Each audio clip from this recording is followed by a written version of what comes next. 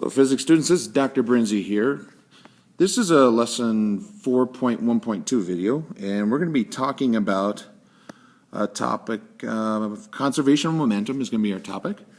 But before I do that, I wanted to clear up a mistake that I made in our lecture today on 4.1.1, talking about impulse. So I gave you all the right formulas and showed you how to apply them correctly, so we don't need to panic about that. But technically speaking, I gave you the wrong definition of impulse, so I'm going to correct that. So what an impulse really is not a change in momentum, but an impulse is a force that is applied over a time. And in physics, we can actually give this a variable name. We call it capital J.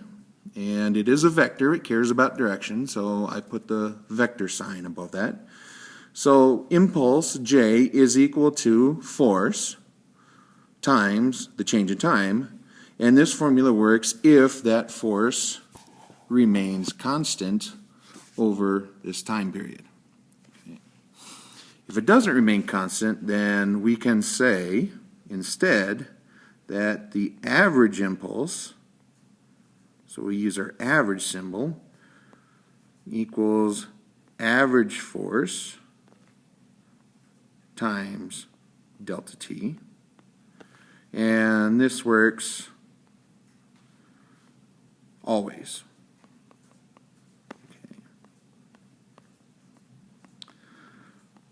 Then there was something that you might have noticed as you read some of your homework problems. I think it was number 2. And that was this thing called the impulse momentum theorem. And what that theorem states is that an impulse, a force applied over time, causes a change in an object's momentum. So we can say that J is equal to the change in momentum of that object. And you can see from this formula right here why I got these two things confused. So the last formula that I wrote for our notes today is this formula here, is that the force times the change in time equals the change in momentum. And I think for in class today, I actually put average force, so I better change that right there. Okay, so those are the corrections I need to make for that lesson. So let's get on to this lesson, which is going to be about using the principle of conservation of momentum to solve problems in physics. I need to give you some definitions first, so this is going to be a pretty vocabulary heavy lesson. So the first thing that I want to talk about is a system in physics. So a system in physics is a collection of objects one is interested in studying. So I have an example down here, and that is a pair of ice skaters on a lake. And if you look closely, you'll see they're actually wearing ice skates, and they are pushing against one another. So I could say that if I'm interested in studying these two skaters, then I could say that these two skaters make up a system. Okay. If I was interested in only studying one skater, then I could make a system with just one skater in there. But we're going to be interested in studying systems that have two objects in them. And I will show you why as we go through our notes here. Now, objects in a system, like our skaters here, can experience both internal and external forces. So an internal force comes from other objects in the system. So in our example of our two skaters pushing against one another, they both exert a force upon one another, and those forces that both of them experience would be considered internal forces. Then there's a thing called external forces. So external forces come from sources outside the system. So external forces might be things like gravity and normal force, because those are not part of the system I'm interested in studying. So to give you a more well-defined view here of the difference between external and internal forces, let's say we draw a free body diagram for each of these skaters. And this skater on the left I'm going to call skater A. And the one on the right I'm going to call skater B. And let's draw a free body diagram for skater A. So she experiences gravitational force. And she also experiences a normal force. And she also experiences a force from skater B. So we're going to call that F sub B. Okay, and what I can say is that because my system only consists of these two skaters and nothing else, that my internal forces, at least the ones that I drew here, the only internal force in this diagram is going to be this force right here, the force exerted by the other skater in the system. So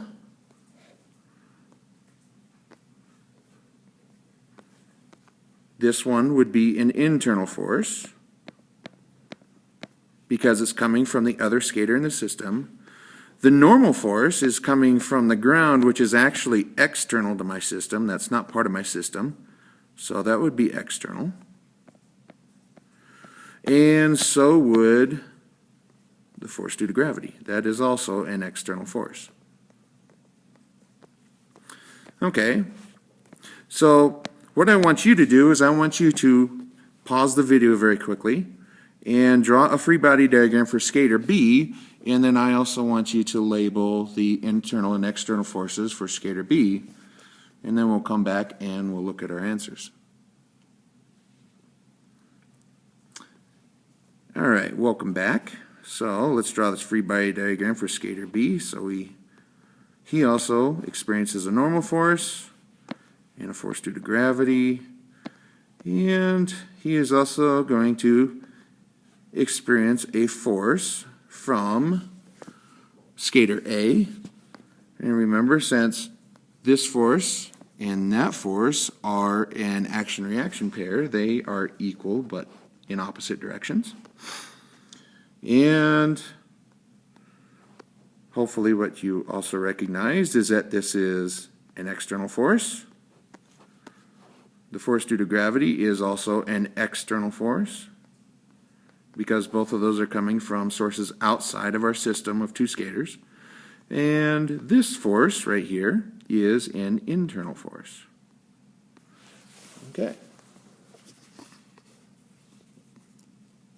Why are internal and external forces important in systems? Well, it all has to do with conservation of momentum. Now, if you're in my advanced class, what I want you to do is go ahead and skip to the next slide here where I show the results of this calculation here. But if you want to stick around, that's up to you, but it's optional for those of you in advanced class. AP class, keep on taking notes here. Okay, so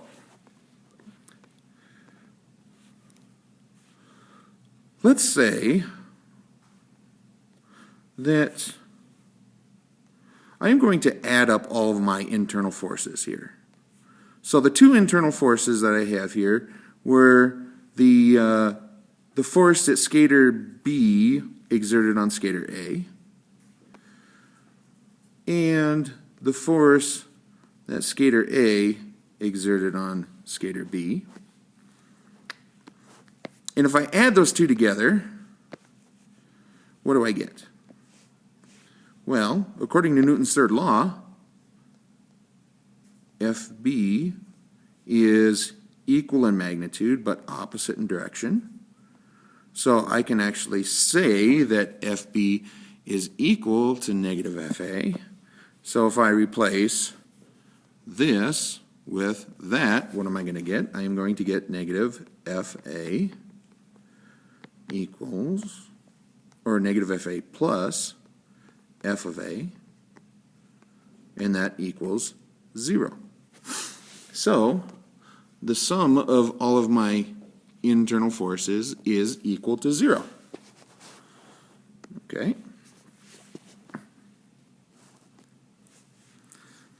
Well, force I showed you in our last lesson is change in momentum over change in time. Okay. Now, if we were using calculus, actually what this formula would become is it would become a derivative, dp over dt. Right? So, if I change this to something that looks like this, and do the same thing with this force, what I end up with is I end up with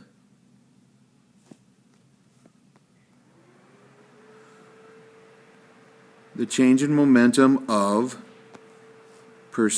skater A with respect to time, plus the change in momentum of skater B with respect to time. Okay, so I just replaced this with that, and I replaced this with this. Now you might be wondering, why did I replace B with A? It's because this force exerted by skater B on skater A changes skater A's momentum. I know that that's kind of a funny naming convention, but that's what it is. Well, I know that because this plus this equals 0, that this plus this also has to equal 0. Okay? Now, if you remember your addition rule for derivatives, what I can do is I can say d of dt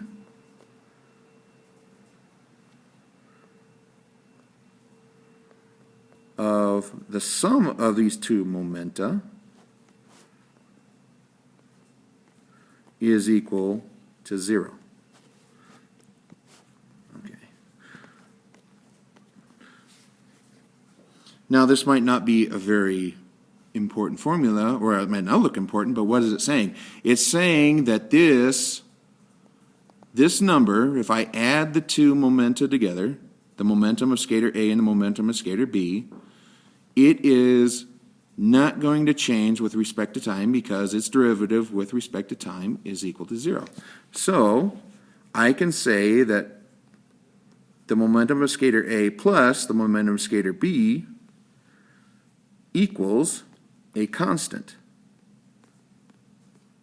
Okay.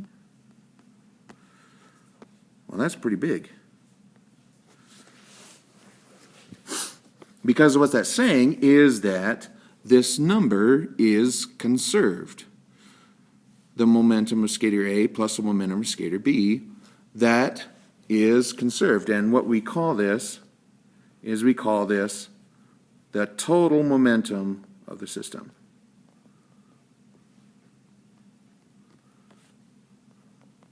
So we would say that the total momentum of a system is conserved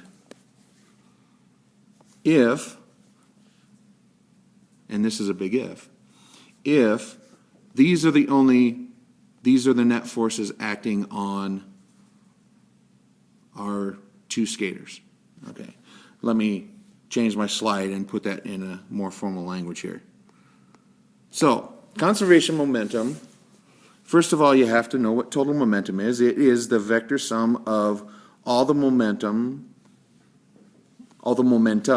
is plural for momentum. So you add the momentum of each object in the system. So for our two skaters, we have a total momentum of the momentum from skater A plus the momentum of skater B. And this would be our total momentum. Okay. So all you have to do is just figure out the momentum of each object in your system and add them all up together and you have the total momentum. So here's what conservation momentum states. If the vector sum of all the external forces on a system is 0, then the total momentum of the system is conserved. In other words, this number never changes as long as the sum of all my external forces is 0. Well, let's see how that applies to our skaters here. So we had free body diagrams here, and I am going to use blue for the external forces. We had normal force and gravitational force. And we know that when those two add up together, when you add those two forces together, though, that sum is equal to 0. Okay? We can do the same thing over here with skater B. He has a normal force going up, gravitational force going down. We know that if you add all of these external forces, that their sum of all the external forces is equal to 0. And because this applies to both skater A and skater B, we can say that the total momentum must be conserved. So remember, there's a skater A, skater B. So the total momentum, PA plus PB, is conserved. It does not change over time.